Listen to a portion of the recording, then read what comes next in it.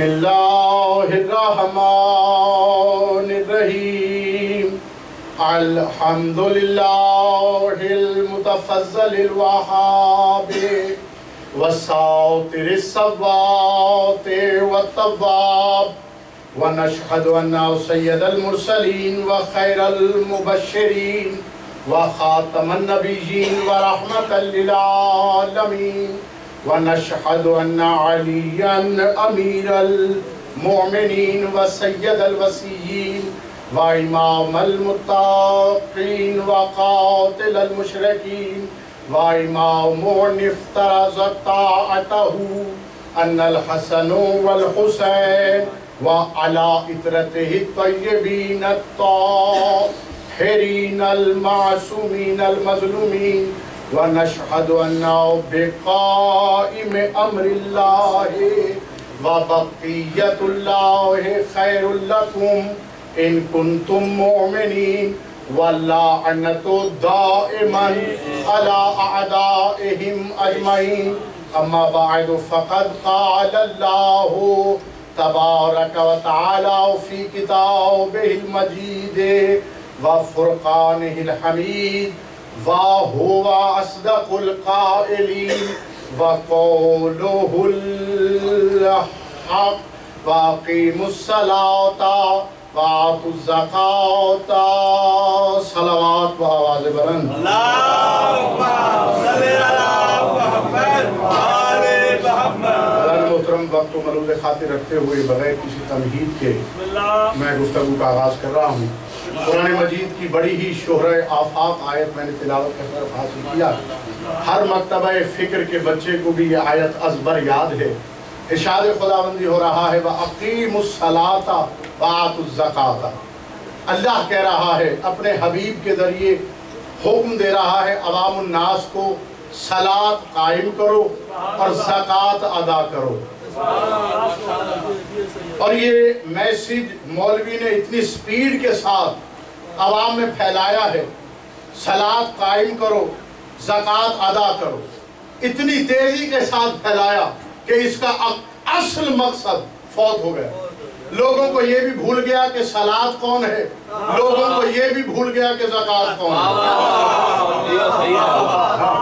बस चंद मिनट मेरे साथ रहिएगा। मैं बगैर किसी, और वैसे कासिम यदि डरता तो किसी से भी नहीं है, जिसका खाता है उसी की वकालत करता है। कल भी रिज़्क़ अली ने दिया था, आज भी अली देता है, कल भी अली देगा। और जिसको ये शक होता है कि रिज़्क़ अली से नहीं आता, रिज़्क़ बंदों से आता है, वो अली की फ़ज़ाइल में डंडी मारा करता है। और जाग के सुनना जो अपने मुक़द्दर की तरह जाग रहा है। वाक़ीमुस सलाता व आतुज़ ज़काता। अमीर अल मोमिनीन से लेकर ज़माने के इमाम तक के अक़वाल का मैं ज़ामिन हूँ, लेकिन बंदों के शजरों से मैं वाकिफ़ नहीं हूँ। क्योंकि रसूल ने मेयार ये दिया है कि अगर अपनी महफिल में पहचान ना हो हलाली कौन है, हरामी कौन है, अली का जिक्र करना शजरे खुलते चले जाए।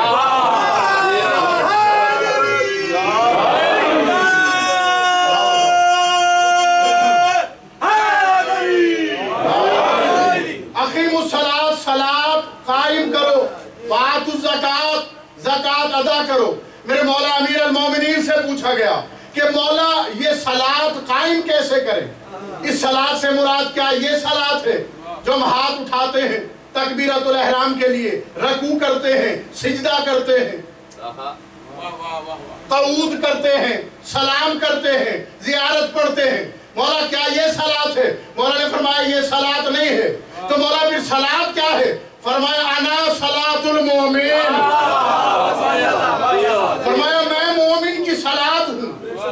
अच्छा, सवाल करने वाले भी अजीब होते हैं। उन्होंने मौला से सवाल किया, मौला जब हम अज़ान के बाद अकामत देते हैं और कहते हैं क़द क़ामतिस सलात, सलात कायम हो गई, मौला ना हमने अभी रकू किया है, ना हमने अभी सजदा किया है, ना हमने अभी सलाम किया है, ये सलात कायम कैसे हो गई? फरमाया जब तुमने शहादत के तौर पे कहा अशहदु अल्ला इलाहा इल्लल्लाह, फिर कहा अशहदु अन्ना मुहम्मदुर रसूलुल्लाह, उसके बाद कहा अशहदु अन्ना अली अमीर अल मोमिनीन, सलात कायम हो गई।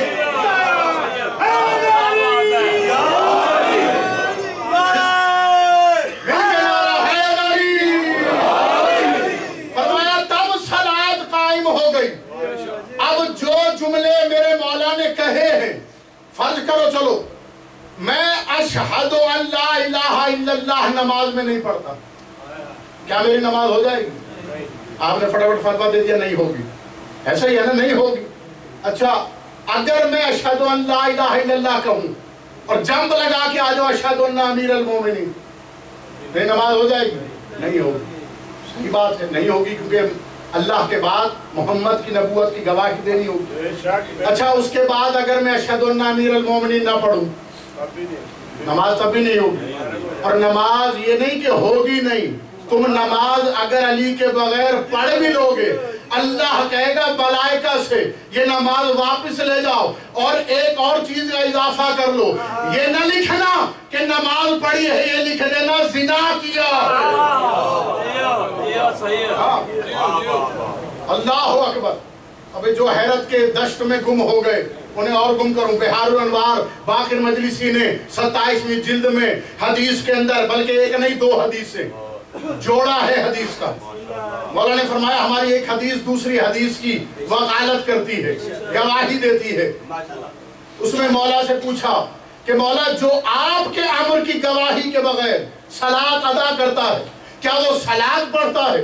फरमाया खुदा की कसम वो सलात नहीं पढ़ता, वो जिना करता है। और जो हमारी विलायत पे यकीन न रखते हुए रोजा रखे, वो रोजा नहीं रखता, वो चोरी करता।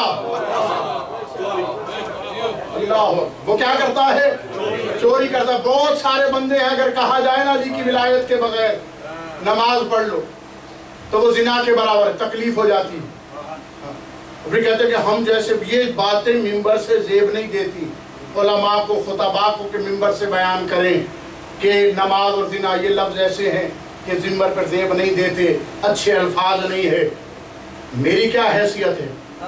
जो दीन का मालिक है उसे नहीं पता था। असल में अब मैं क्या करूं, लोगों के इल्म है महदूद, अकलदानियां छोटी हैं, वो जिना को सिर्फ एक ही माने में लेते, जिस तरह हमारे यहाँ हमल को एक ही माने में लेते, वजन को एक ही माने में लेते। ऐसे नहीं है। जिना कहते किसको है? तवज्जो करिए, जिना कहते हैं मिसाल के तौर पर, इस माइक की मर्जी नहीं है कि इसमें कोई बोले। तवज्जो रहे, जो खामोश है उन्हें मेरी बात, मैंने कहा इस माइक की मर्जी नहीं है मुर्दा भाई के कोई इसमें बोले। अब मैं आके अगर इसमें बोलूं इसकी मर्जी के खिलाफ तो ये जिना कहलाएगा। अब अल्लाह की और आले मोहम्मद की मर्जी नहीं है कि कोई नमाज पढ़े इनकी विलायत के बगैर, और जो बगैर विलायत के पढ़ रहा है वो फिर जिना कर रहा है।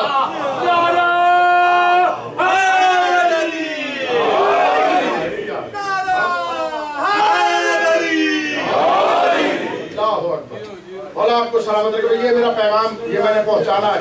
मौला की विलायत और ज़कात, ये जो कहते हैं ना ज़कात अदा करो। इमाम से पूछा गया मौला ज़कात क्या है? मौलवी से पूछोगे वो कहेगा गंदुम दे दो, रोटी दे दो, पैसे दे दो, सोना दे दो। हकीकत ज़कात क्या है? तवज्जो कीजिएगा, हकीकत ज़कात है अली के बाद अली के 11 बेटों को अली का नाइब मानना।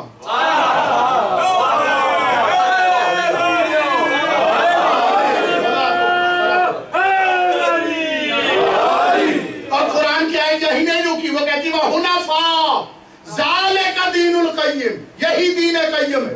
मौला ये दीन क़य्यिम क्या है? फरमाया सैयदा फातिमा से मोहब्बत रखना ही दीन क़य्यिम है। ये जो आप हजरात यहाँ जमा हुए, आज आए हैं, जमा होते हैं, शहजादी की वकालत करते हैं, शहजादी के दुश्मनों पे लानत भेजते हैं, यही दीन क़य्यिम है। और इसी दीन क़य्यिम पे कायम रहना, इसलिए कि अली की विलायत कोई आसानी से नहीं मिल जाती, इसके लिए कुर्बानियाँ देनी पड़ती है। और अगर मैं, वक्त महदूद है, मवद्दत के लफ्ज़ को अगर मैं थोड़ा सा खोलूँ तो खुदा की कसम मवद्दत का लफ्ज़ वो लफ्ज़ है कि जिसकी खातिर अपना माल दे दिया जाए, जिसकी खातिर अपनी जान दे दी जाए, और जिसकी खातिर अपनी इज्जत भी दे दी जाए, ये मवद्दत कहलाती है। हाँ? इज्जत क्या होती है? माओ बहनों बेटियों की रिदाएं, ये इज्जत। خدا کی قسم اگر وقت پڑے تو علی کی ولایت کے لیے کسی بہن بیٹی کی رضا بھی چلی جائے اور دل سے اف تک نہ نکلے، یہ ہے مودت، یہ کہلاتی ہے مودت۔ ہمارے یہاں رٹا پڑھ کے آ جاتے ہیں مچھلی پانی میں، اور جو مچھلی پانی کے بغیر نہ رہ سکے وہ مودت نہیں۔ مر جانا آسان ہے، اپنی عزت کو کھوتے ہوئے دیکھنا مشکل ہے۔ آج میرے بھائی نے مجلس عزا منعقد کی اپنے بیٹے کی خوشی کے لیے، اور یہ مذہب آل محمد پر جو یقین کامل رکھتے ہیں ان کا شعار ہے کہ غم کریں گے تو پہلے حسین کا غم کریں گے، اور اگر کوئی خوشی کریں گے تو اس میں بھی پہلے آل محمد کا غم کریں گے۔ اور یہ کوئی ریت ہم نے نہیں نکالی، جب کربلا سے لٹ کے قافلہ واپس آیا، سید سجاد خون کے آنسو روئے 40 برس، میرا مولا حسین کی دستار کا وارث 40 برس تک لہو روتا رہا۔ خدا کی قسم مدینے میں جو خوشی ہوتی یا کوئی عید ہوتی، سب نے یہی دیکھا ہے کہ سید سجاد کا لباس کالا ہو۔ یہودی کے گھر میں شادی، یہودی آیا، مولا کو بلاوا دیا، مولا سے کہتا مولا میں اپنے بیٹے کی خوشی کرنا چاہتا، عروسی ہے، آپ تشریف لائیے۔ خوشی کا نام آیا، خدا کی قسم سید سجاد کی آنکھوں سے سیلے رواں ہوا، لہو رواں ہوا، پرنالے کی طرح سے لہو جاری ہو گیا۔ یہودی قدموں پہ گر گیا، کہتا مولا میں نے آپ کے دل دکھانے والی تو کوئی بات نہیں، میں نے تو بلاوا دیا ہے کہ میرے بیٹے کی شادی میں اگر آپ شرکت کریں تو میرے لیے بہت بڑے اجر و ثواب کا باعث ہوگا، میرے خاندان کی زینت ہوگا قیامت تک۔ میرے مولا کے آنسو تھمے، روتے ہوئے سید سجاد میرے مولا مظلوم رک کے کہتے ہیں ہاں ایک شرط پہ ہم آ سکتے ہیں، تو بہتر جانتا ہے کربلا کے بعد ہم نے خوشیاں منانا ترک کر دیا۔ ہاں ایک شرط، مولا کیا شرط ہے؟ قدموں پہ گر گیا۔ مولا نے فرمایا شرط یہ ہے تم میرے بھائی علی اکبر کے نام کی فرش اعلیٰ بچھا۔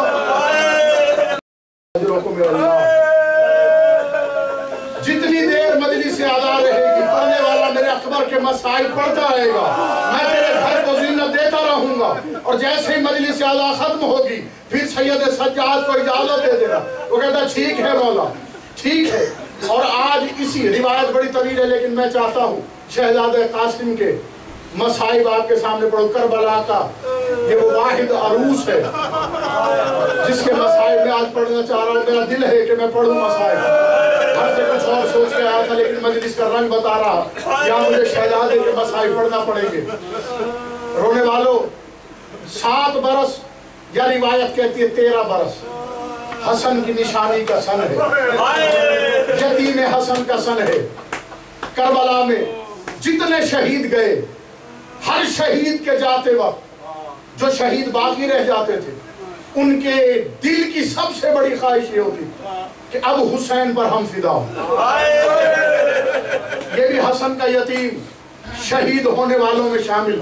جب بنو ہاشم کی قربانیاں شروع ہوئی، میرا بھائی ایک میری تصدیق کرنے والا یہاں بیٹھا ہے، اور بھی کوئی طالب علم بیٹھا ہوگا تو وہ تصدیق کرے گا، جب بھی کوئی شہید جاتا میرا مولا یہ 7 برس کا سن رکھنے والا میرے مولا حسن کی نشانی دوڑ کے ماں کے خیمے میں جاتا، ماں کے قدموں پہ گر کے کہتا ماں اب بھی چچا نے کسی اور کو اجازت دے دی ہے، مجھے اجازت نہیں دی۔ رونے والوں اسی طرح سلسلہ چلتا رہا، سلسلہ چلتا رہا، شہزادے کو اجازت نہ ملی۔ جب شہزادے کی بے چینی کو شہزادی جناب ام لیلہ فروا نے دیکھا، ایک مرتبہ شہزادے سے کہا قاسم اب میں تمہاری شہادت کا سامان کرنے لگی ہوں میرا لال۔ کہا اماں جلدی سے میری شہادت کا سامان کیجئے۔ رونے والے شہزادی نے ایک پرانا تبرکات کا صندوق نکالا، اس میں سے میرے مولا حسن کا لباس نکالا، روایت کہتی ہے اس میں میرے مولا کی ایک تحریر کو نکالا، اس تحریر میں یہ لکھا ہوا تھا کہ میرے بیٹے قاسم ایک وقت آئے گا کہ جب تیرے چچا پر اس سے بڑا مصیبت کا دن کوئی نہیں ہوگا، اس دن تیرے بابا کی یہ تحریر تیرے کام آئے گی، اور اگر میں ہوتا تو میں بھی اپنے آپ کو حسین پر قربان کر دیتا۔ رونے والوں شہزادہ قاسم کے چہرے پہ تبسم آیا، جلدی سے تحریر اٹھائی، ماں کا دامن پکڑا۔ رونے والوں مرتبہ نقاب کیا، خیمے سے باہر آئی، حسین کے خیمے کی طرف چلنا شروع ہوئی۔ ابو الفضل عباس نے دیکھا جس کے دروازے پر ہم جاتے رہے وہ ہمارے دروازے پر آ رہی ہے۔ میرے مولا نے دوڑ کے تلوار پھینکی، زرہ پھینکی، حسین کے خیمے پہ جا کے کہا ارے آقا حسین جلدی سے باہر آئیے۔ حسین خیمے سے باہر آئے۔ کہا ابو الفضل کیا بات ہے؟ کہا مولا جس کے دروازے پہ ہم جاتے تھے وہ ہمارے دروازے پہ آ رہی ہے۔ رونے والوں میرے آقا نے دیکھا کہ بھابی جلدی سے تشریف لا رہی ہے۔ رونے والے حسین دوڑے، حسین نے نالین اتاری، دوڑ کے شہزادی کی طرف آ کے کہتے بھابی آپ نے خود کیوں تکلیف کی، مجھ حسین کو بلا لیا ہوتا، آپ کو علم ہے حسین کے بعد میں نے آپ کو ماں کی جگہ رونے والے شہزادی نے کہا حسین تو امام زمانہ ہے، مراد میری ہے، پوری تو نے کرنی ہے، اس لیے میں خود چل کے آ رہی ہوں۔ رونے والا حسین علم امامت سے جانتے ہیں کہ کس کام کے لیے آئی ہے۔ حسین خیمے میں آئے، بھابی کو سامنے بٹھایا، دو زانو ہو کے زمانے کا امام بیٹھا۔ کہا بھابی کیا بات ہے؟ کہا حسین میں نے حسن کی زندگی میں کبھی کسی سے کچھ نہیں مانگا، حسن کی زندگی کے بعد کبھی کسی سے کچھ مانگا ہے، مگر آج ایک بات آن پڑی ہے، میرے قدموں پہ خود چل کے میں تیرے خیمے میں آئی ہوں۔ کہا بھابی کیا چاہتی ہیں؟ کہا بس قاسم کی شہادت میرے دامن میں ڈال دے۔ رونے والوں قاسم کی شہادت کا نام آیا، حسین کی آنکھوں سے آنسو جاری ہوئے۔ کہا بھابی جب بھی کبھی اپنے بھائی کی زیارت کا مشتاق ہوتا تھا میں قاسم کو دیکھتا تھا، مگر اب کیا کروں، میرا قاسم شہادت کے لیے جائے گا۔ رونے والوں میرے آقا حسین نے اس نئے عروس کو ایک مرتبہ لباس پہنایا۔ کربلا میں میرے مولا کی مہندی بھی نکلتی، کربلا میں شہزادے کے سہرے بھی نکلتے ہیں۔ رونے والوں کربلا کا پہلا دولہا جسے شہزادہ قاسم کہتے ہیں، رونے والوں دولہے کو تیار کرنے کے لیے میرے آقا نے ختم ہو گئے مصائب، زیادہ رلانا نہیں آپ کو دے۔ رونے والوں لباس منگایا، میرے آقا نے لباس پہنایا۔ عربوں کی روایت کے مطابق میرے مولا نے جب امامہ پہنا چکے تو امامے کے ایک سمت کو سامنے لٹکایا، ایک سمت کو پیچھے لٹکایا۔ میرے مولا نے شہزادے کا گریبان چاک کیا، اللہ اکبر، شہزادے کو اپنے ہاتھوں سے سواری پر سوار کرایا۔ رونے والوں قاسم سواری پر سوار ہو کے چلے۔ روایت میں ہے سعد بن عمرو لعین، یہ لعین ہے شہزادہ قاسم کا۔ اس لعین نے جب نیزہ مارا ہے شہزادے نے زین چھوڑی ہے۔ ملا باقر مجلسی بحار الانوار میں لکھتے ہیں جو شہید گرا اس نے زمانے کے امام کو بلایا ہے۔ حسن کا یتیم اتنا چھوٹا تھا جب زین چھوڑی ہے خیمے کی طرف ارے رخ کر کے کہا اماں میں گر گیا، اماں میں گر گیا ہوں۔ رونے والا ادھر آواز آئی، کہا جناب ابو الفضل عباس حسین عالم جلال میں دوڑے۔ جب لشکر شام نے دیکھا ہے کہ میرے مولا خود جناب قاسم کی نصرت کے لیے آئے ہیں، جملہ بڑا طویل ہے، خدا کی قسم میں نے کتابوں میں پڑھا ہے، اس ایک جملے پر ملائکہ اتنا گریہ کر کے روتے ہیں، اگر تم سن لو تو تمہارے جگر پھٹ جائے۔ وہ جملہ کیا ہے؟ وہ جملہ یہ ہے کہ باقر مجلسی لکھتے ہیں آ معصوم در زیر سم اسپا کوفتہ شد۔ وہ کہتے ہیں جب مشرق کے گھوڑے مغرب کی طرف دوڑے، مغرب کے گھوڑے مشرق کی طرف دوڑے، شہزادے کا بدن ٹکڑوں میں بن گیا۔ رونے والے حسین جب لاش پہ آئے ہیں، میرا مظلوم امام ایک طرف ندا دے کے کہتا ہے ارے میرے قاسم کبھی ادھر سے آواز آتی ہے لبیک یا اللہ ہو، کبھی ادھر سے آواز آتی ہے لبیک یا اللہ ہو۔ رونے والوں میرے آقا نے قاسم کے ٹکڑے چنے جیسے مالی باغ سے پھول چنتا ہے، ایک گٹھڑی بنائی، حسین نے گٹھڑی بنائی۔ آخری جملے مجلس کے مولا تمہیں کوئی غم نہ دے سوائے غم حسین کے۔ حسین نے چادر بچھائی، میرے مولا کے ٹکڑے گٹھڑی میں رکھے، گٹھڑی بنا کے اٹھائی، رونے والا حسین گٹھڑی اٹھا کے چلے، شہزادی انتظار میں ہے قاسم کا لاشا آئے گا، چونکہ ہر شہید کا لاشا خیمے میں آیا، حسین گٹھڑی لے کے چلے، رونے والے خیمے کے اندر آئے ہیں، شہزادی نے مالک حسین کی طرف دیکھ کے کہا آقا کیا میری قربانی قبول نہیں ہوئی؟ رونے والے حسین جیسے صابر کی چیخ بلند ہوئی، بلند چیخ کر کے کہا بھابی، ارے بھابی ام سروا جیسے تیری قربانی منظور ہوئی۔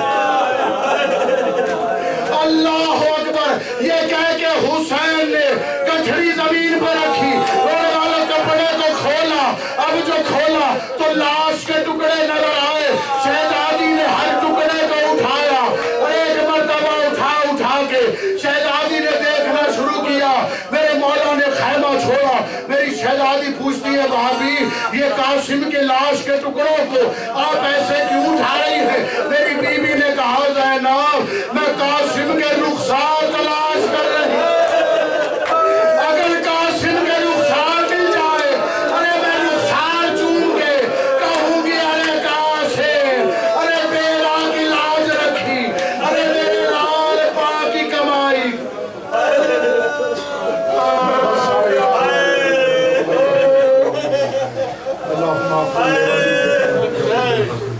صلوات علیہ وعلیہ من ساعة الليل والنهار وليل وعينا حتى تسكنه فيها قليلا يا رب محمد آل محمد ما